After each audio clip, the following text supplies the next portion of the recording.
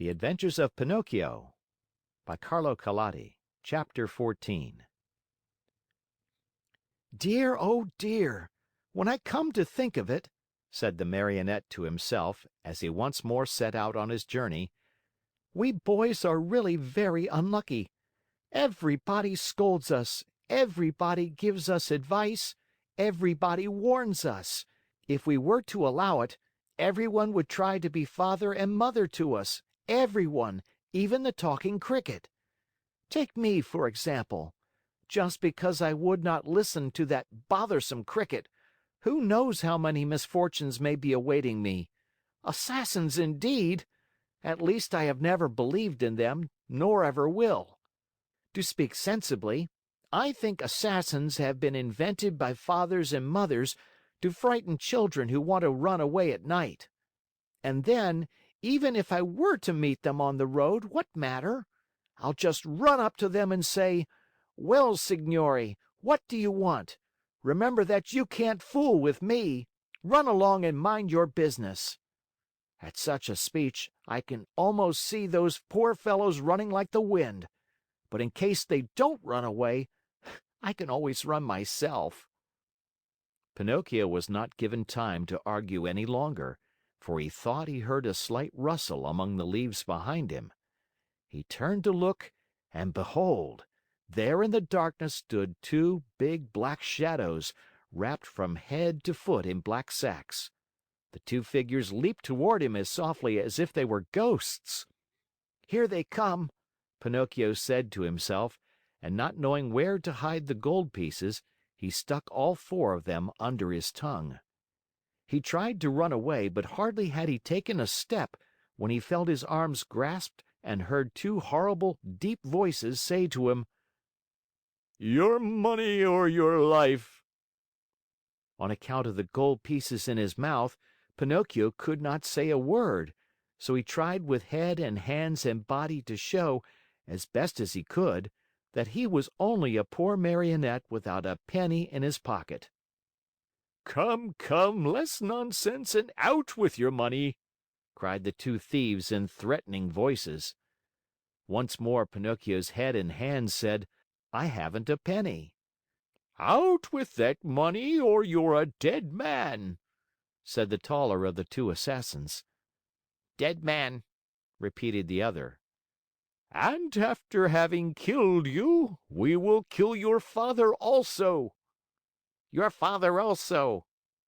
"No, no, no, not my father!" cried Pinocchio, wild with terror, but as he screamed, the gold pieces tinkled together in his mouth. "Ah, you rascal! So that's the game! You have the money hidden under your tongue. Out with it!" But Pinocchio was as stubborn as ever. "Are you deaf? Wait, young man, we'll get it from you in a twinkling." One of them grabbed the Marionette by the nose and the other by the chin, and they pulled him unmercifully from side to side in order to make him open his mouth. All was of no use. The Marionette's lips might have been nailed together. They would not open. In desperation, the smaller of the two assassins pulled out a long knife from his pocket and tried to pry Pinocchio's mouth open with it.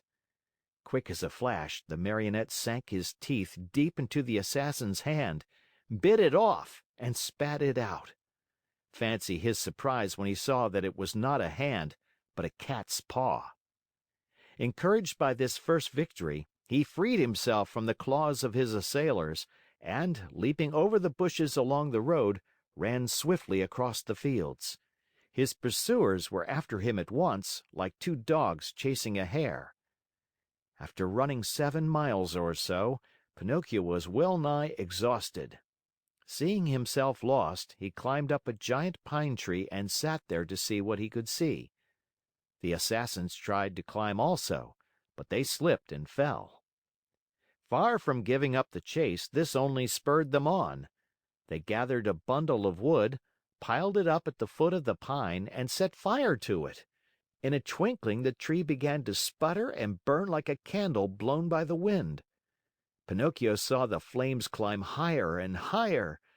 Not wishing to end his days as a roasted Marionette, He jumped quickly to the ground and off he went, the Assassins close to him, as before. Dawn was breaking when, without any warning whatsoever, Pinocchio found his path barred by a deep pool full of water the color of muddy coffee. What was there to do? With a "One, two, three!" he jumped clear across it. The Assassins jumped also, but not having measured their distance well, splash! They fell right into the middle of the pool. Pinocchio, who heard the splash and felt it too, cried out laughing, but never stopping in his race: "A pleasant bath to you, signori!" He thought they must surely be drowned and turned his head to see. But there were the two somber figures still following him, though their black sacks were drenched and dripping with water.